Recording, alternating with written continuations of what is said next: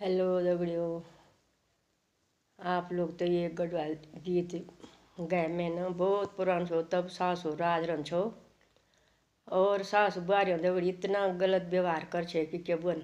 हमारे जमाना में भी वही जमान छो जबकि सास बहुत गलत खराब रन छा हम दगड़ी। बस ऊँच ने कुली रन छे कि काम कथ्या कल के चीज़ें नहीं छे, खाने नहीं छे, प्याने नहीं छे, बस लग्या रहो दिन भर काम पर। तो वही गीत लगाया मैं ना, तो ये छो तो तब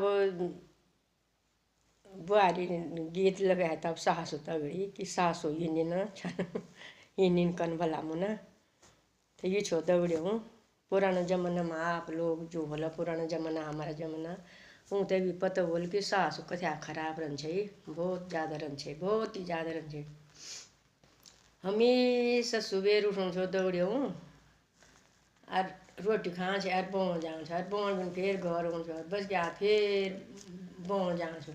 भाई काम रन छो बोण फुन गीत लगाऊँ छा और घर आऊँ छो। फिर हमार जो जी छा सब क्या कोई भी तो बहुत बोलते छा क्या अब ये नहीं करिए अब तो नहीं करिए चुकली भी लगाऊँ छा ये कहा कर दगड़ी बहुत कर छा दगड़ी हूँ।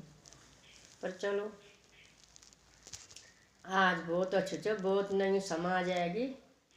अब तो ये नीचे की बुआरियों भी राज के हों और सासू भी के हों सब ये के जन से थोड़ा बहुत जो भी होला पर वो तो अपने समझ जन भी होला पर सब ठीक जा बहुत बढ़िया छे। तो ये बोन चाहूँ छो दौड़ी हो कि पुराना जमाना बहुत खराब छे ससुई। तो वही पर मैं तक गीत लगाई। धन्यवाद।